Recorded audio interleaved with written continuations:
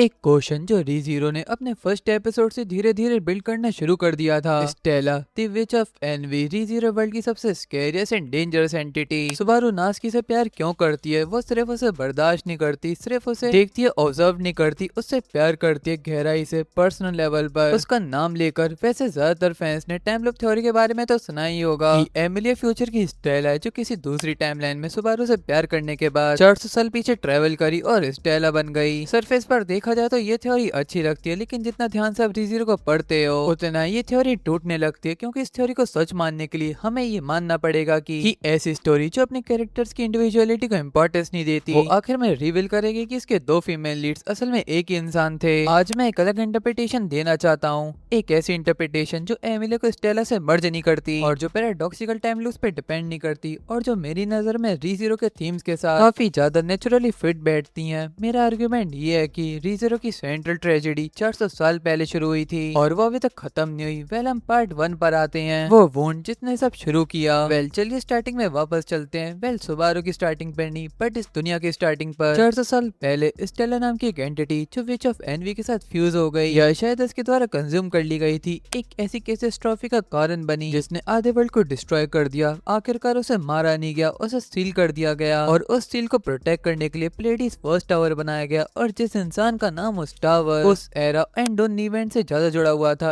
उस इंसान का नेम है फ्यूगल। बट यहाँ पे एक वियर्ड चीज है, हमें कभी भी नहीं बताया गया कि फ्यूगल ने वो टावर क्यों बनाया। हमें कभी नहीं बताया गया कि स्टेला के संग उसके असली रिलेशनशिप क्या है। बट फिर भी स्टोरी बार बार उनके नाम पे लौट आती है, वह टावर के थ्रू और शूला के थ्रू और सुबारू के नेम के सिंबलिक वेट के थ्रू, क्योंकि जापानीज में सुबारू को लिटरल मीनिंग है प्लेडीज। ये कोई कोइंसिडेंस तो नहीं लगता जो रीजीरो में गलती से क्रिएट कर दिया हो। मेरी इंटरप्रिटेशन ये है कि फ्यूगल और स्टेला एक दूसरे के बहुत करीब थे, शायद लवर्स एंड मे बी उससे ज्यादा कॉम्प्लिकेटेड कुछ। और जब स्टेला विच ऑफ एनवी के साथ फ्यूज हो गई और वो कैटास्ट्रॉफी हुई, तब फ्यूगल के सामने एक ही इम्पॉसिबल चॉइस आ गई, या तो उस वुमेन को तुम डिस्ट्रॉय करो जिसकी तुम केयर करते हो, या कोई और रास्ता ढूंढो। और मेरा मानना है कि उसने तीसरा ऑप्शन चूज किया, उसने स्टेला को सील कर दिया, उस सील की प्रोटेक्शन के लिए एक टावर बनाया, और सबसे इम्पोर्टेंट बात, उसने अपने पीछे एक प्लान छोड़ दिया, एक ऐसा प्लान जो फ्यूचर में कोई और कंप्लीट करेगा, एक सक्सेसर। एनीवेज, अब हम पार्ट 2 पे चलते हैं, सुबारू एज फ्यूगल्स हेयर। यहाँ मैं थोड़ा केयरफुल रहना चाहता हूँ, क्योंकि यहीं पर थ्योरी अक्सर ओवर करेक्ट कर देती है। मैं ये आर्ग्यू नहीं कर रहा कि सुबारू ही फ्यूगल है, क्योंकि रीजीरो सुबारू की इंडिविजुअलिटी के लिए बहुत ज्यादा कमिटेड है। उसकी स्पेसिफिक ह्यूमन और मॉडर्न साइकोलॉजी इस बात को सपोर्ट करता है। स्टोरी हमें डिस्कवर करने के लिए नहीं कह रही कि सुबारू हमेशा से कोई और था, लेकिन फ्यूगल होना और फ्यूगल की लेगेसी इनहेरिट करना दोनों अलग चीजें हैं। जरा सोचिए, सुबारू लगातार विच फैक्टर्स कलेक्ट करता जा रहा है। अभी उसके पास 3 विच फैक्टर्स हैं, एनवी, स्लॉटर, ग्रीड और इन रिसेंट इवेंट्स में इन्हीं 3 फैक्टर्स में स्टेला के प्रिजन के आसपास लगे इन 3 सील्स को बाईपास करने दिया, फोर्स से नहीं, कंपैटिबिलिटी से। जैसे वो सील्स उसके अंदर किसी चीज को पहचान रही हो, जैसे वो उसमें कुछ आइडेंटिफाई कर रही हो, जो वॉच टावर के आर्किटेक्चर में, विच फैक्टर के डिस्ट्रीब्यूशन में और इस वर्ल्ड के स्ट्रक्चर में छुपा हुआ हो। हमेशा एक स्पेसिफिक टाइप के सक्सेसर के लिए डिजाइन किया गया हो, एक ऐसा इंसान जो सारे 7 विच फैक्टर्स अपने अंदर कैरी करे, एक ऐसा इंसान जो ऐसा करते करते एक लिविंग प्लेडीज बन जाए। 7 स्टार्स एक वेसल में एक साथ, और फिर वो काम पूरा करे जो फ्यूगल ने शुरू किया था। ये सिंबलिज्म इतना डेलिबरेट लगता है कि इसे इग्नोर करना मुश्किल है। सुबारू का नाम, वॉच टावर का नाम, नंबर 7 और विच फैक्टर्स को डिस्ट्रॉय करने की वजह डिस्ट्रीब्यूट किया जाना, सब कुछ एक दूसरे से कनेक्टेड लगता है। इस इंटरप्रिटेशन में स्टेला का सुबारू के लिए लव कोई प्रोजेक्शन नहीं है, वो उसे फ्यूगल समझने की गलती नहीं कर रही, बल्कि वो उसमें कुछ और पहचान रही है, एक सोल, एक डेस्टिनी, एक पैटर्न ऑफ चॉइसेस जो उस इंसान की याद दिलाता है जैसे वो कभी खो चुकी थी, और शायद वो 400 सालों से उस पैटर्न के वापस लौटने का इंतजार कर रही है। अब हम आते हैं पार्ट 3 पे, एमिलिया स्टेला, जो इस थ्योरी की बड़ी प्रॉब्लम है। वेल, एमिलिया पे आने से पहले मैं डायरेक्टली टाइम लूप थ्योरी को एड्रेस करना चाहता हूँ, क्योंकि ये थ्योरी बार बार कम्युनिटी में वापस आ जाती है। वेल, फ्यूचर स्टेला थ्योरी के मुताबिक स्टोरी के एंड के बाद किसी पॉइंट पर एमिलिया टाइम ट्रेवल करती है, स्टेला बन जाती है और ओरिजिनल कैटास्ट्रॉफी को कॉज करती है, देन वो सील हो जाती है, फिर किसी तरह एमिलिया के रूप में स्टोरी में मौजूद रहती है। बिना इन सब बातों को याद रखे, इस थ्योरी की प्रॉब्लम सिर्फ लॉजिस्टिक की नहीं है, ये स्टोरी के स्ट्रक्चर के लेवल पर प्रॉब्लम क्रिएट करती है। सबसे पहली बात, रीजीरो बार बार और बहुत जोर देके स्टेब्लिश करता है कि एमिलिया आर्क 4 में जो डिस्क्रिमिनेशन आर्क है उसका इमोशनल वेट तभी काम करता है जब एमिलिया की स्टेला से रिजेम्बलेंस अनडिजर्व्ड हो। अगर एमिलिया असल में स्टेला ही निकले तो टेक्निकली उन सब लोगों का डर और नफरत सही थी जो उसे विच ऑफ एनवी जैसा देखने की वजह से जज करते थे, और फिर इनहेरिटेड गिल्ट और अनफेयर एक्सपेक्टेशंस के खिलाफ पूरा मैसेज स्टोरी देना चाहती वो कोलैप्स हो जाता है। दूसरी बात, स्टेला सुबारू को उसके असली नाम से बुलाती है, किसी टाइटल से नहीं, किसी वर्क डिस्क्रिप्शन से नहीं, किसी ऐसे नाम से नहीं जो उसे किसी और की याद दिलाता हो। वो सिर्फ उसे सुबारू कहती है, उसका नाम। ये लेवल की इंटीमेसी इंप्लाई करती है कि उसका डायरेक्ट और पर्सनल रिलेशनशिप था, ना कि ये कि वो किसी और इंसान को सुबारू पर प्रोजेक्ट कर रही है। आर्क 4 के कट कंटेंट में ये बात और भी स्ट्रांग हो जाती है। स्टेला बात करती है उन चीजों की जो सुबारू ने उसके लिए की थी, किसी एंशिएंट हीरो ने नहीं, किसी पुराने लेजेंड ने नहीं, बस सुबारू ने। इसका मतलब ये है कि जो भी उन दोनों के बीच रिलेशनशिप था वो सुबारू को अपना रिलेशनशिप था, चाहे उसे वो याद हो या ना हो। और मेरी नजर में ये री-जीरो का ये सबसे एलिगेंट नैरेटिव्स में से एक है। वन साइडेड मेमोरी की ट्रेजेडी। एमिलिया को आर्क 1 में सुबारू के लिए की गई चीजें याद नहीं, सुबारू को स्टेला के साथ अपना पास्ट याद नहीं। पेन दोनों तरफ है लेकिन उन दोनों उस दर्द को एक्सप्लेन नहीं कर सकते।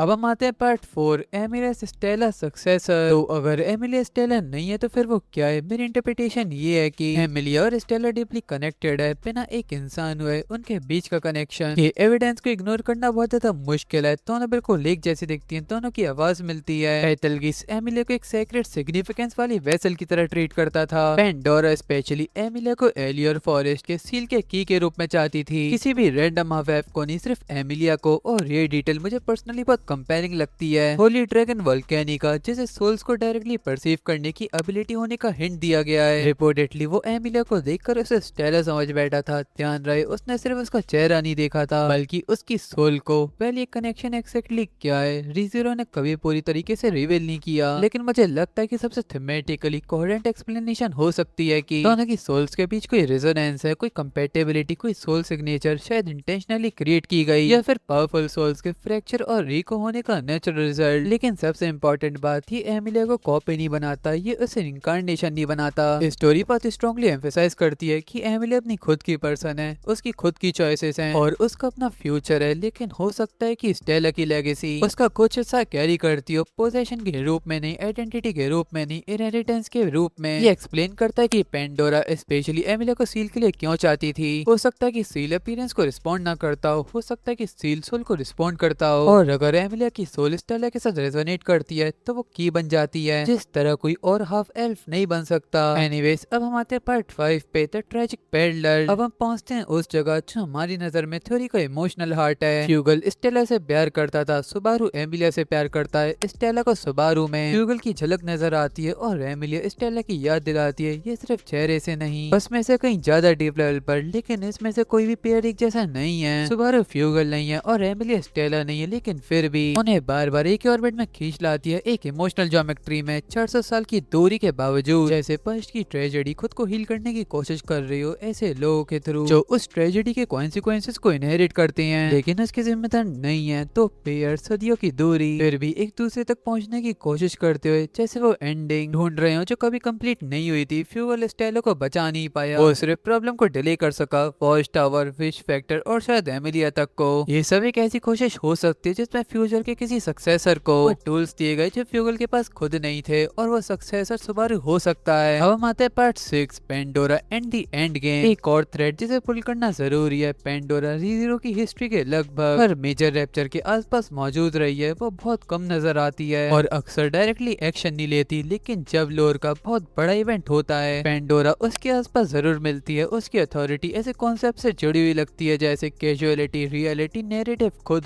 जैसे वो किसी इवेंट को रीराइट कर सकती है, जैसे वो किसी चीज को सिर्फ डिक्लेयर करके सच बना सकती हो। और इसी वजह से मुझे लगता है कि पेंडोरा री-जीरो की असली एंड गेम एंटेगनिस्ट हो सकती है, स्टेला नहीं। और अगर ये बात सच है तो final conflict which of envy को डिस्ट्रॉय करने के बारे में नहीं होगा, बल्कि पेंडोरा को इस चीज तक पहुंचने से रोकने के बारे में होगा जो स्टेला के साथ सील की गई थी। जो भी पावर उस लॉक के पीछे छुपी हुई है, अगर वो किसी ऐसे इंसान के हाथ लग गई जो कैजुअलिटी को मैनिपुलेट कर सकता है, तो उसके कॉन्सिक्वेंसेस उन सब चीजों से ज्यादा डेंजरस होंगे जो हमें अब तक स्टोरी में नहीं दिखी है। और शायद पेंडोरा का असली टारगेट एमिलिया थी नहीं, एमिलिया सिर्फ एक की थी। असली टारगेट हमेशा से वो चीज थी जो उस डोर के पीछे सील है। एनीवेज, अब हम कंक्लूजन पे आते हैं। लोग अक्सर री-जीरो को एक ऐसी स्टोरी कहते हैं जो डेथ और रिपीटिशन के बारे में है। एक ऐसा कैरेक्टर जो मरता है, रीसेट होता है और बार बार कोशिश करता है जब तक उसके हिसाब से कोई सही आउटकम ना आ जाए। लेकिन मुझे लगता है कि इंटरप्रिटेशन कुछ ज्यादा नैरो है। रिटन बाय दैट सिर्फ एक टूल है, रियल स्टोरी कुछ और है, कुछ बहुत पुरानी। एक ऐसा सकम जो 400 सालों तक खुला हुआ है, एक ऐसा प्रॉमिस जो कभी पूरा नहीं हो पाया, और प्रेजेंट में दो ऐसे लोग जो शायद उस प्रॉमिस को फाइनली पूरा करने का आखिरी मौका है। सुबारू को फ्यूगल बनने की जरूरत नहीं है, उसे खुद को मिटाकर किसी और की प्लान का हिस्सा बनने की जरूरत नहीं है। यही पॉइंट है। स्टोरी चाहती है कि सुबारू जीते, खुद को सुबारू बना के अपनी आइडेंटिटी के साथ और अपनी चॉइसेस के साथ। अगर वो अपने अंदर वही होप ढूंढे जो उसके आसपास के लोग पहले से देख सकते हैं। और एमिलिया को इम्पोर्टेंट होने के लिए स्टेला बनने की जरूरत नहीं है। वो इम्पोर्टेंट है क्योंकि वो एमिलिया है, क्योंकि वो एक ऐसी ट्रेजेडी में पैदा हुई थी जो उसने क्रिएट नहीं की। और फिर स्टोरी ये बेट लगाती है कि वो इस ट्रेजेडी से बेटर चॉइस करेगी। वेले मेरी थ्योरी है, ना कोई टाइम लूप, ना कोई आइडेंटिटी कोलैप्स, बस एक 400 साल पुराना प्रॉमिस और दो लोग जो शायद आखिरकार उस प्रॉमिस को निभा पाएंगे। Anyways, I'll end this video here. By the way, what do you think about this video? Make sure to tell me your opinion in the comments. And if you are watching my video for the first time, so make sure to subscribe this channel and like this video. Well, see you in the next video. For now, bye bye.